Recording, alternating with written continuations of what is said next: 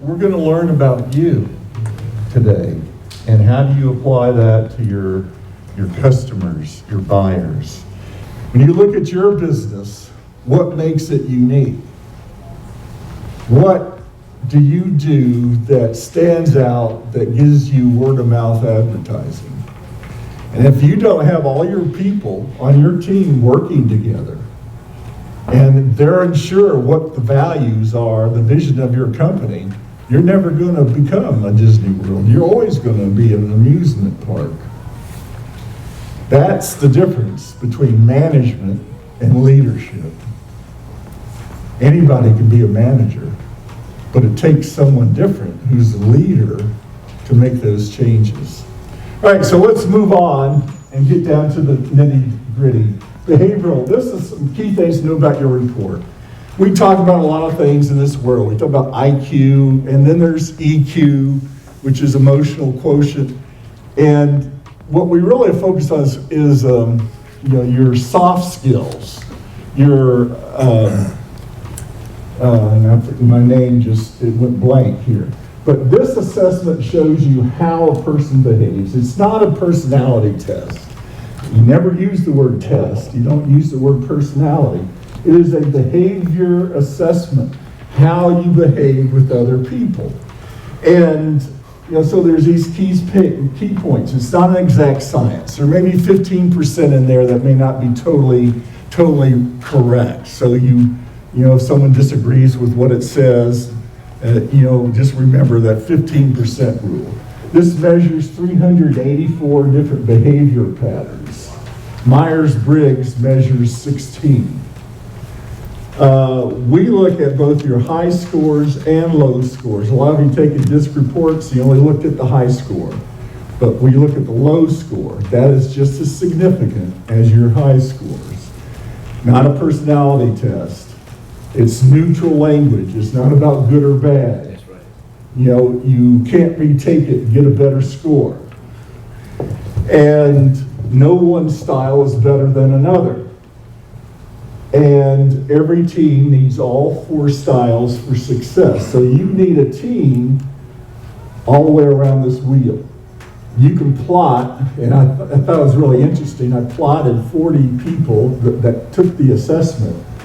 And I can see where the strengths and weaknesses are. You could be able to do the same thing. What does the ideal office manager look like? What does the ideal salesperson look like? And then you can be much more scientific on your hiring practices when you're benchmarking against successful people who are doing the same job. And if you want that data, you just email me or give me your business card and I'll send you a chart with everybody's, how they plotted here. You might find that information very valuable because you find the salespeople will be over here, the managers over here, the leaders are over here. And there's no one perfect score for every job category. And it's been universalized in 25 different countries. So what is behavioral design? Is basically, it's how you express your emotions. Some of us are quick to tell you how we feel. We wear our behavior on our shirt sleeve, while others may be poker-faced. You don't know how they feel until you really make them angry.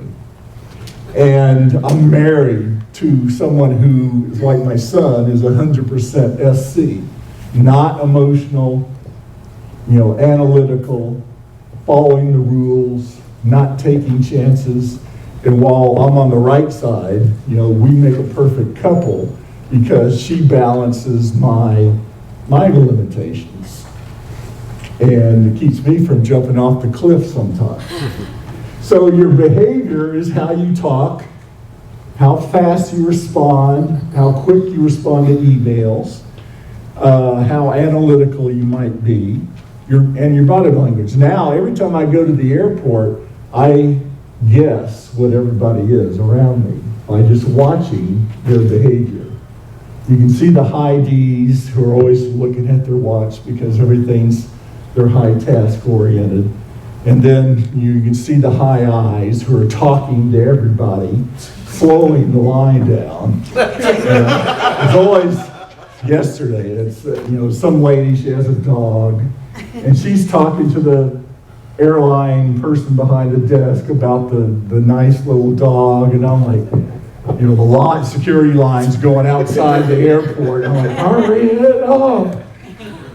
All right, so I'm going to turn the baton over to Heather Matthews now. Heather is very highly qualified in understanding human behavior as well, and she's my Director of Talent Management and Training. So, Heather.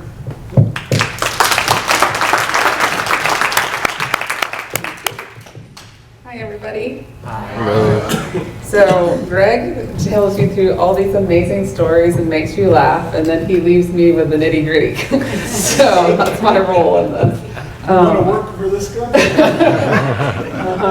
So, talking about behavioral design and talking about DISC, DISC is composed of these 4 different colors or 4 different factors.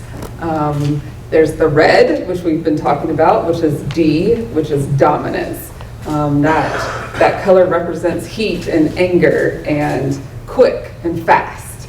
Then the I is for influence, which is our optimism and sunshine and happy. It's our influence factor. The S is our steadiness. So it's green like the earth. It's dependable and reliable and consistent, and definitely on a slower pace than some of the other factors. And then we have C, which is for compliance. That's all about the rules and procedures, and it's blue because it's deep like the ocean. People that are high blue want to have all the facts and all the information before they make a decision. And all of these factors, we're composed of all of these factors in different varying degrees. It's just that we usually have 1 or 2 that's a lot higher, so we see that behavior more often in ourselves than in others. So that is the 4 different styles. Each of these factors measures something different about your behavior. Your behavior is composed of these 4 different components.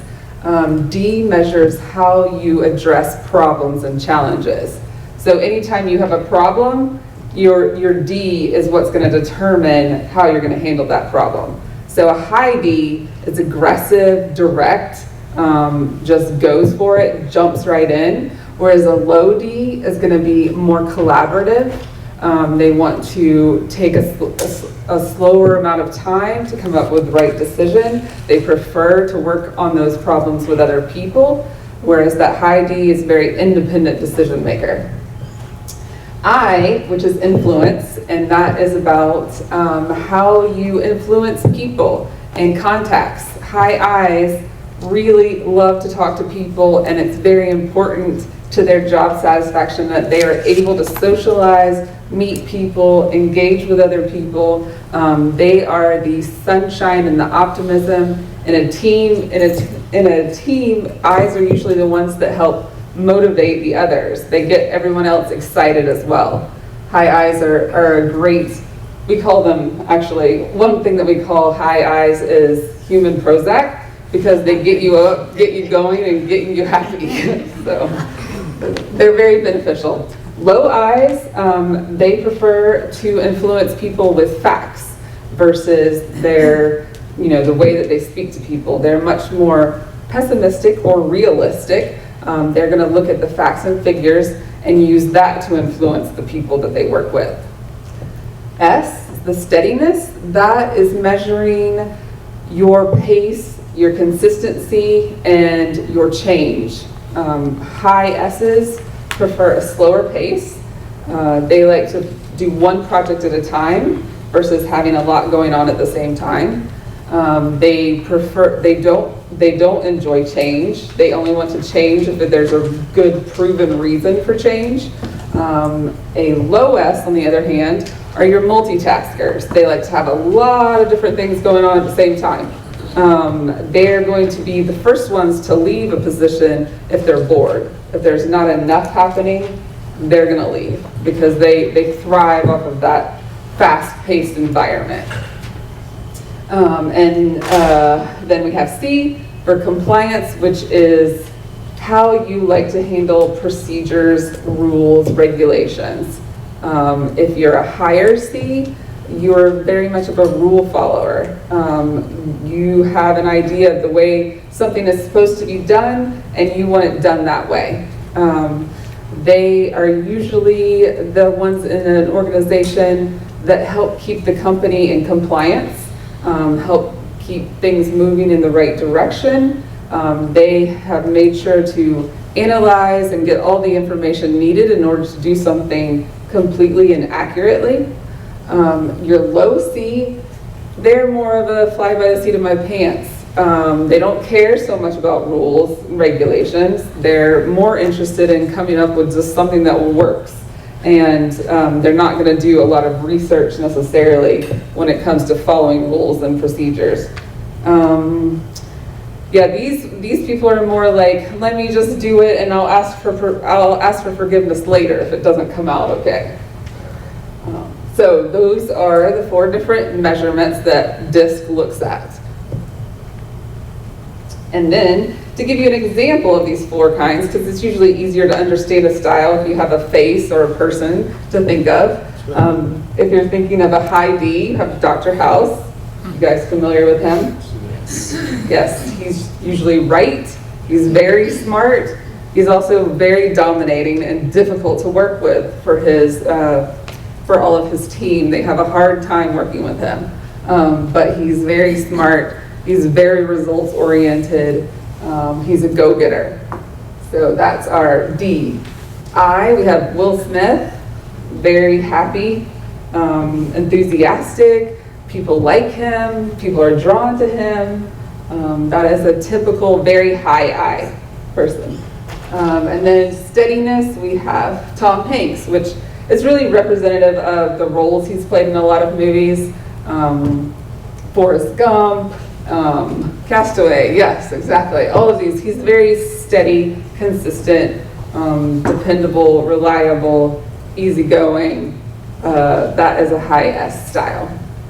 Also very much about relationships and maintaining relationships. And then C, we have, do you guys recognize him? For Shark Tank. Yes, from Shark Tank, Damon John. He's very classic high C, especially in that Shark Tank role, because he's one of the last ones to speak. He's listened to everything first. He's analyzed it. He is not going to talk until he's made up his mind. He likes to hear what everybody has to say first, and he usually is pretty good at pointing out loopholes or problems in the plan. And that is a very typical C. Reserved, he doesn't smile a lot, but he's smart and he's thorough in his choices. So. Okay, good. All right, so that gives us an idea. All of you are a little bit different. Some of you have 2 colors close to each other, and I'll explain what that means here in a few minutes. And all of you also should have a little tip card on your table. If you don't have it, let us know. Heather will give you one. Just know the people, the red, blue are the task-oriented folks. It says here, task-oriented. Cut that sound down a little bit. It's a little. And then the yellow and green are the people-oriented people. And everybody here has a little highs and lows in each of the 4 colors. So let's learn about your style a little bit. I want you to turn to page 5 of your personal report, value to the organization. All right, so the value to the team. Just look at these for a second. As I said, you need all 4 styles for success. And salespeople are a totally different animal than the rest of us.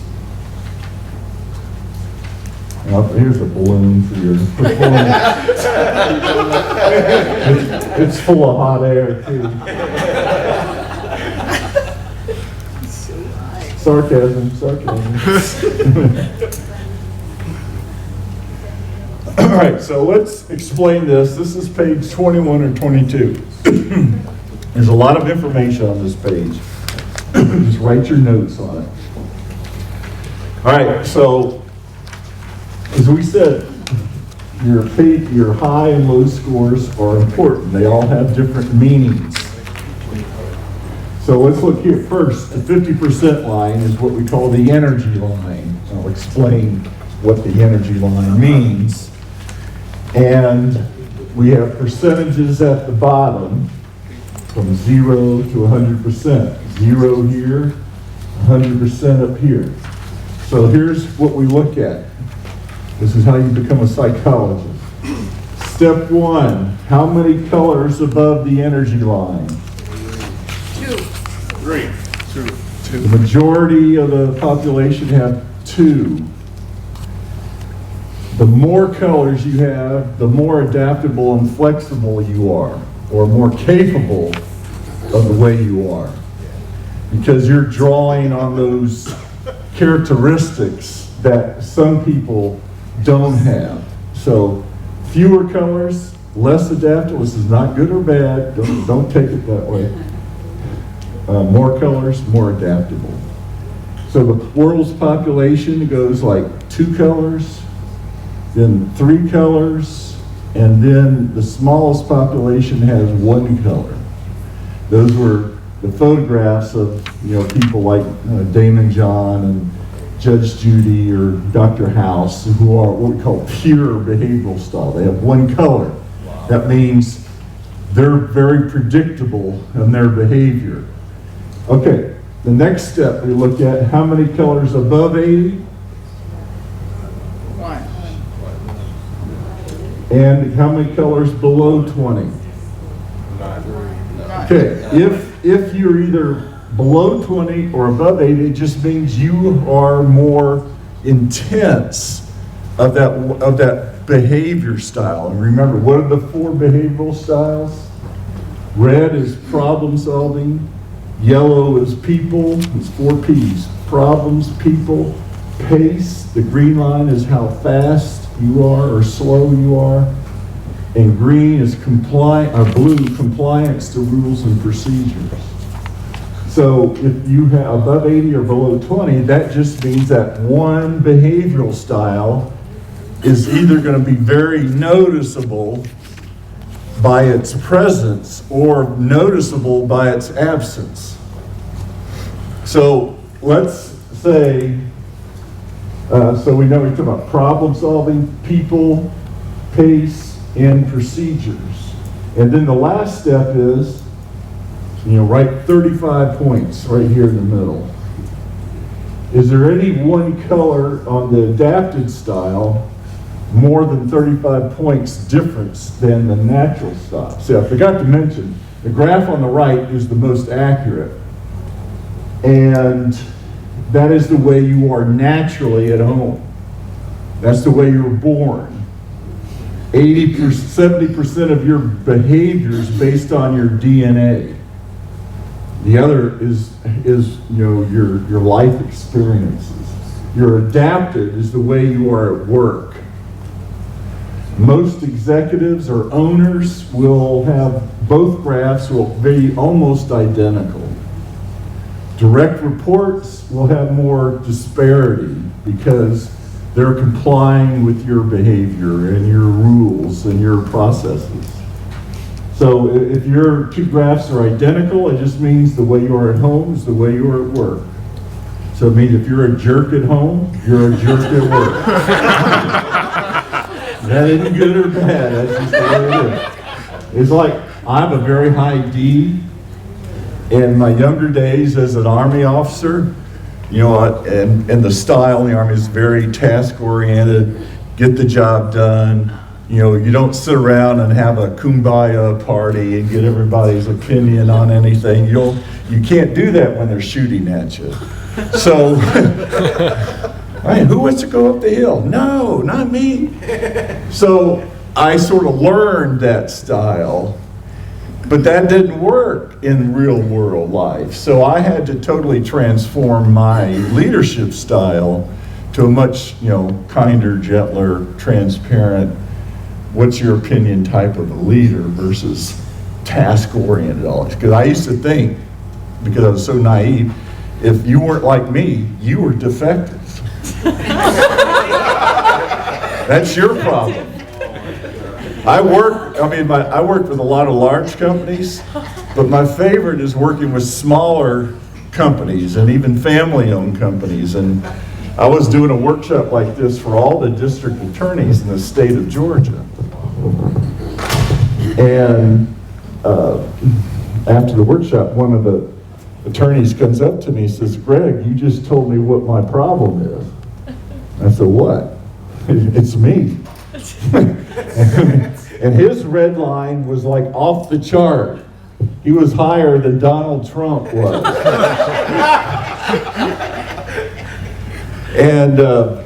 And he said, "Hey, can you come into my company and work with me, help me learn to be more cooperative and collaborative and help them out?" Because he was having a bad employee turnover problem. And it was so simple to fix. I mean, they never had a social. And so we put a committee together with his employees on how we can improve the morale. And they just wanted to have like a potluck once a month. Do you know what a potluck is? Or is that just a Southern thing? No. And the morale improved. And then he found he was hiring the wrong attorneys. Because, in this law office, they have to be super quick processing cases. They can't sit around for months researching because it's a public defender's office and they have to be quick. And he was hiring all these very intelligent, high SC people who love to study and research and take all the time in the world. And his backlog was just going like that guy in the movie, just going higher and higher and higher. And I said, "Look, they may be brilliant, nice people. They babysit your family. I mean, sure, they're great people, but they're terrible attorneys for this environment." And so he started hiring people who had a little more red, who could speed up and take over the backlog. And things started improving with the company. So again, the more colors you have, the more adaptable, more flexible you are. This is the way you are at home, the way you are born, the way you revert to under stress. This is the way you are at work. And this changes all the time at work, depending on what's going on at the office. So on page 10 or 11, you have this list of words that are shaded. So look at that page, 10 or 11 or 12, and the shaded words are you.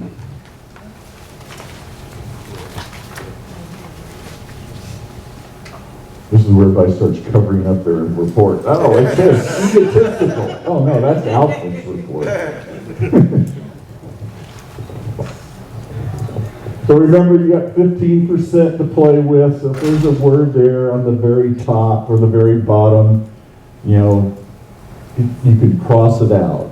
But make sure you talk to someone who knows you very well before you cross it out. I didn't like my report. It said things like, "Don't get closer than 3 feet." And that's where I used to train people at Southwest Airlines in the old days when Herb Kelleher was still the president, and they hugged everybody at Southwest.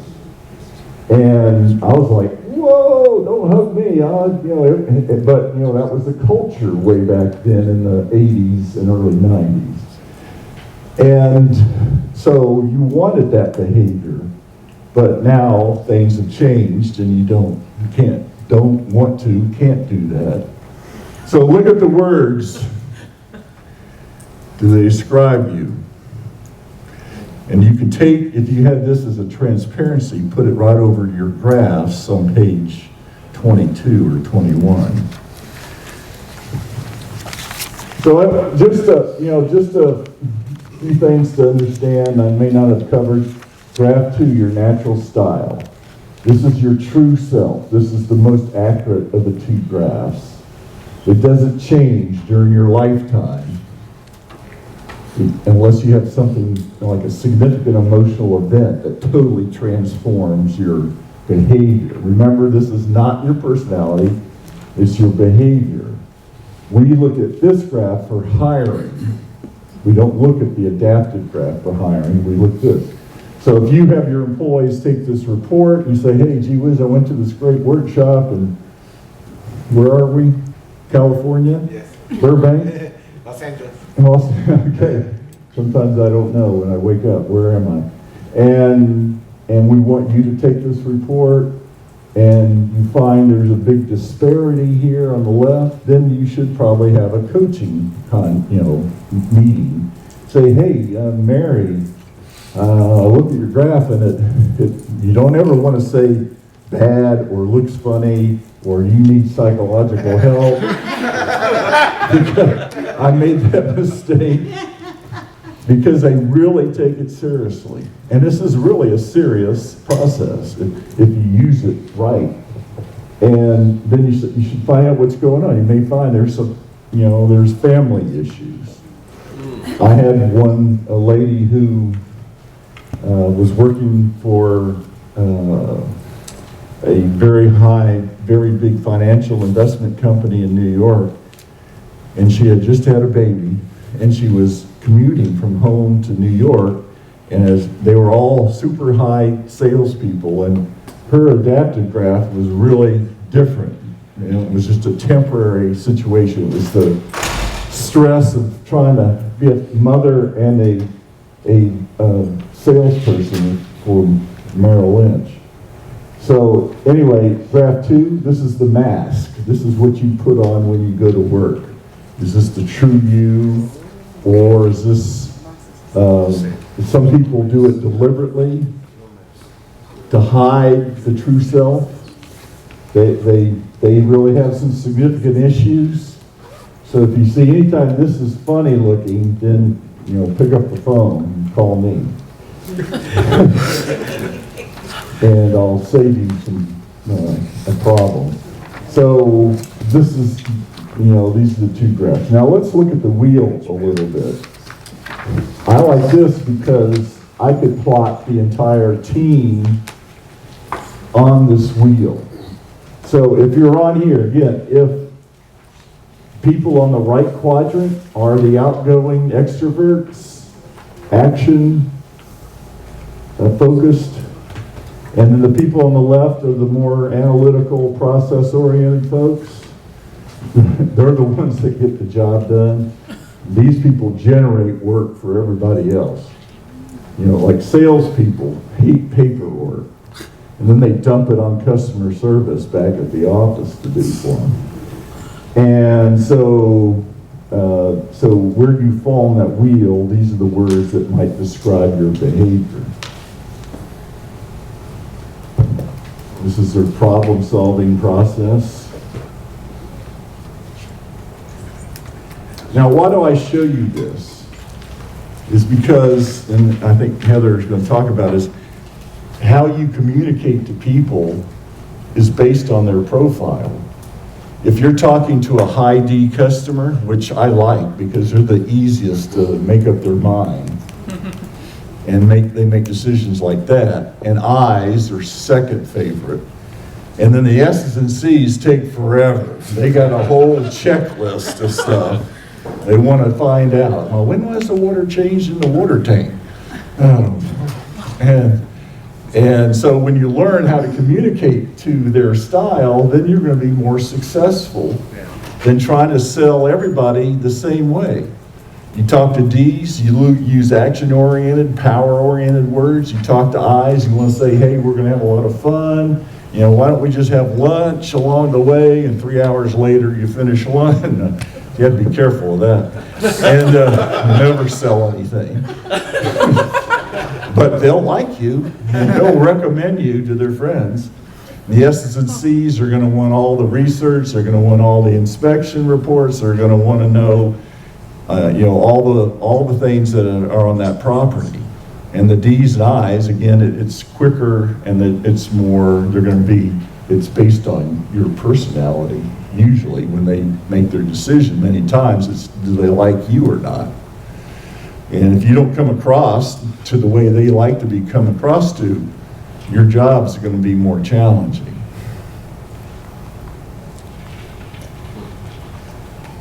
Okay, so just understanding the differences between the four styles. D's, the red people, they want to be in an environment where they can make quick decisions. They're going to not be politically correct. They're going to take risks. People down here, it's all, it's about the people side. People in the blue, the systems and processes. And the S's, it's about everything being organized properly and the team liking each other. If you have a group of people in your office who don't get along, that's another issue that I find all the time when I work with companies, is there are all these little personality quirks with people. So it's good to run them through a workshop to try to get all that negativity out of the closet. Okay, so this is you. That's only 31 people. I didn't get it run for today. But just notice, there seems to be a large number of people right up here. The initials are, your name. And then there's a lot of people over here who are coordinators and supporters. So, your salespeople, your presidents are going to be usually on the right side. And so anyway, that's, if you want a copy of the latest version, let me know and I'll email it to you. Okay, the four emotions we sort of went over. High D's, quick to anger. The I's is optimism. Oh, it's so good to see you today. Oh, I love that dress. Where did you get it? Look under your chair. There's a present under there. No, not really. But, we need the I people to make us feel good and be sensitive to feelings. The D's sort of walk over the top of everybody's feelings. The S's, don't show emotion, poker-faced, non-emotional. The C's is fear, meaning they don't want to be wrong or inaccurate, so they're not going to speak up in your meeting. You ever have a staff meeting? Who's the ones that do all the talking? The D's and I's. The D's are saying, can we end this meeting already? I've got something real important to do. The I's are, they're talking, and the S's and C's are sitting there with their fingers crossed saying, what an idiot. So you got to talk to them one-on-one to get information, because they're not going to be comfortable speaking out in front of everybody else. Okay, so anyway, Heather sort of covered these already, the characteristics, some famous personalities. Did we want to cover this again? We can. I wanted to say a little bit more about the emotions, though, since I'm more the detailed person. So yeah, I just wanted to talk a little bit more about the emotions of the S in particular, because it says here that they don't show emotion or they're non-emotional, which is actually not true. They're pretty much the most emotional type. They just don't show it. So yes, like ducks, basically, like totally cool, calm on the surface, paddling like hell underneath is kind of how you can think of an S and their emotions. The more stressed they are, they're usually going to be the least conversational and the most calm looking. That's how they handle their emotions. Whereas that lower S is going to be much more gregarious and open with their feelings. Another thing about high S's is that they kind of have a beach ball effect. So like they're holding everything down, they're overwhelmed, but they just keep holding it down and pushing everything down until all of a sudden it just usually is like a large explosion and you might not have known there was anything wrong at all. S's tend to take a long time to make up their mind, but once they've made up their mind, that's it. And they're the type that will hand in their letter of resignation without knowing that anything was wrong, or they say, I want to have a divorce, and the person's totally surprised because they weren't expecting it. But that's kind of typical of S and how they handle their emotions.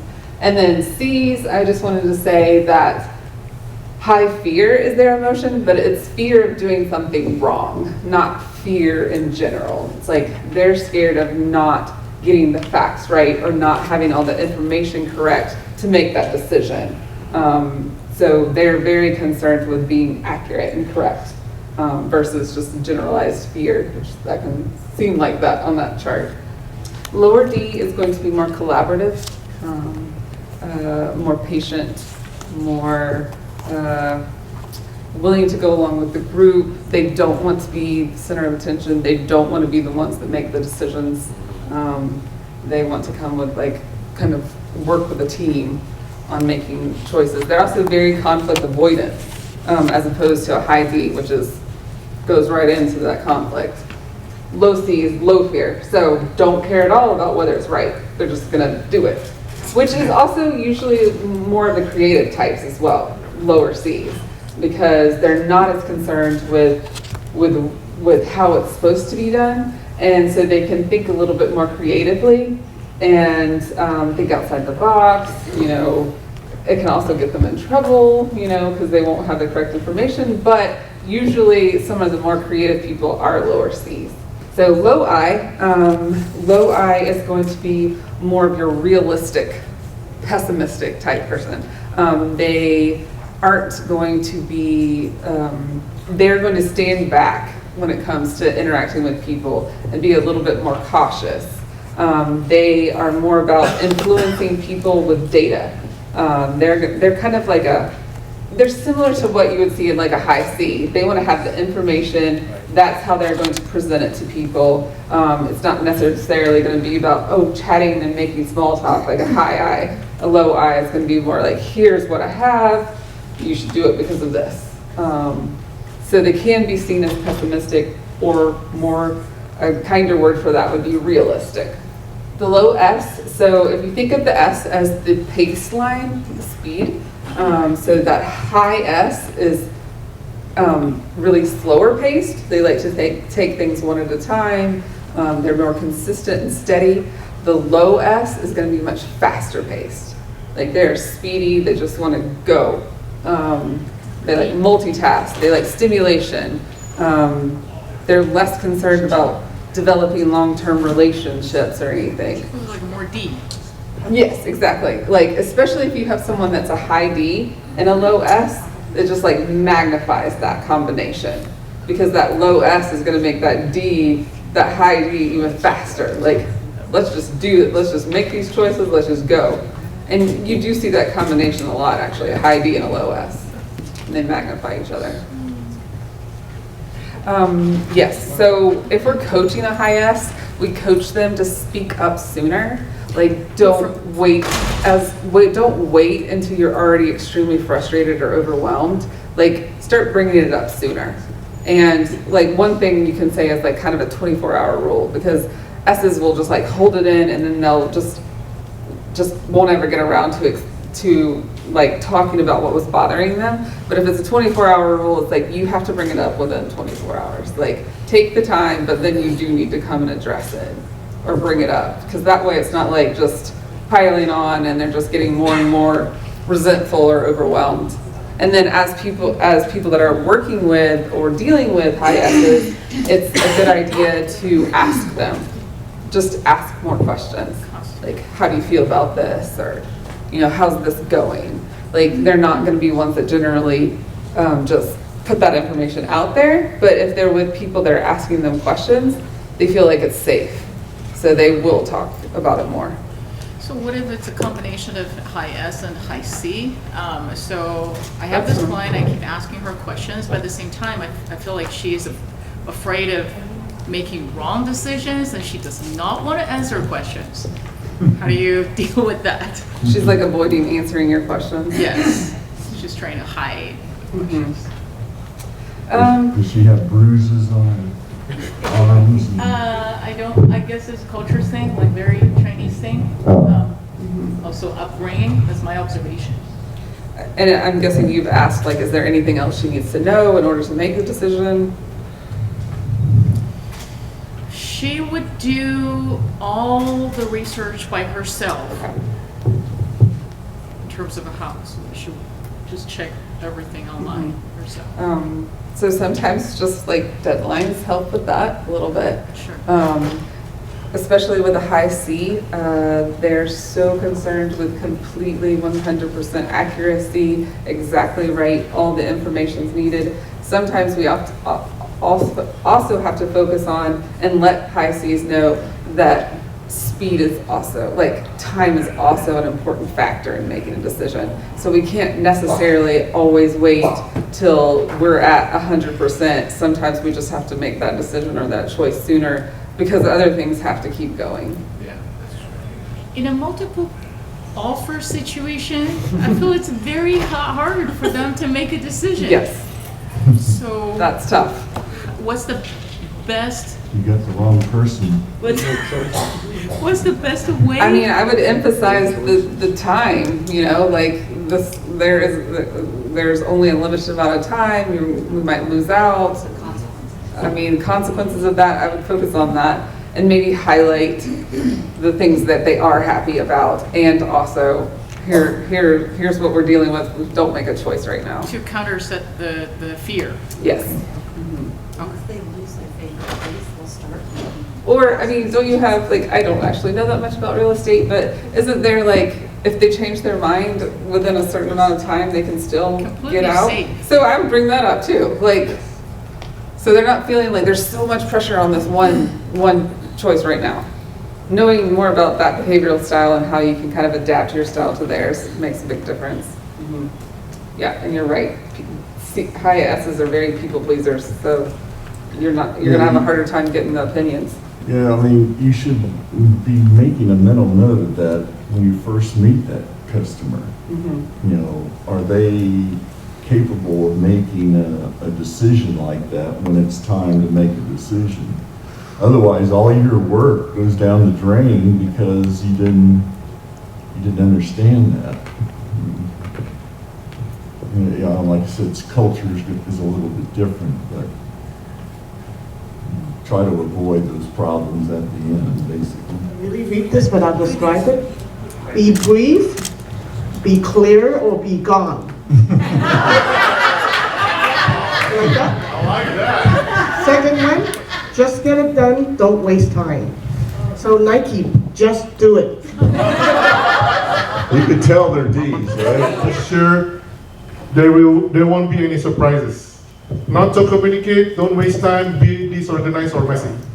Okay, so ways to communicate for the S people, you need to show sincere interest, okay? And then, oh, come on in. Oh, number 2, provide friendly environment. And number 3, you need to be clear and specific, just be straight to the point. That's it. And then not to communicate, oh my God. Not to communicate, do not appear a threat or demanding.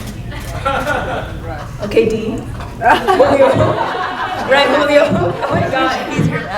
Do not rush in decisions and do not interrupt. Okay, Listen. Okay, Julio? We like straightforward instructions, and we also provide, or we like to be provided with a warm environment. We don't like to be talked down to, and don't be cold, abrupt, or dictatorial with us. We like to tell you what we want. Over here, first of all, they didn't come over, they didn't send the team captain over, and then when I came over to tell them what we were gonna do, they said, we're gonna do this first, then we'll get to that. So I thought that was very D-like. C's were very quiet and following the directions exactly, writing it out fully and completely, which I appreciate. S's, the biggest thing I noticed about S's is just there's so many of you guys. Which is true, S's are 48% of the population, actually. Never mind.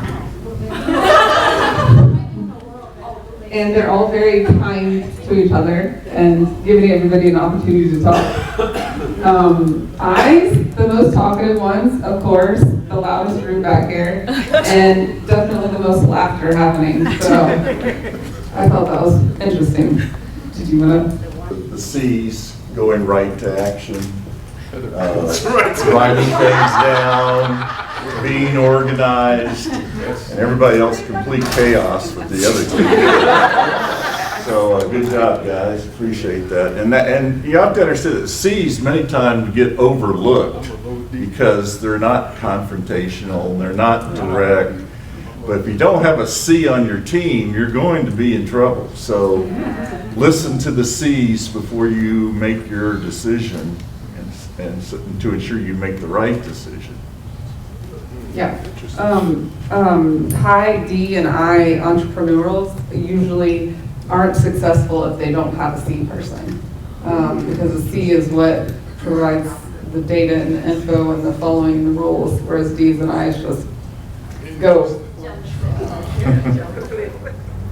Leadership is about taking care of those people that work with you. Even when it's inconvenient, a leader will show up. A leader cares about the people they work with. So no matter what you do, what industry you're in, you're number one, a leader. And if you want to have a great organization, you have to take care of those people working with you. And then you won't have to worry about employee turnover because they're going to stay, hopefully, with you a long, long time. Well, ladies and gentlemen, it was great meeting you. If you have anything we can do for you, just see us at lunch. We appreciate it. Heather, thank you very much.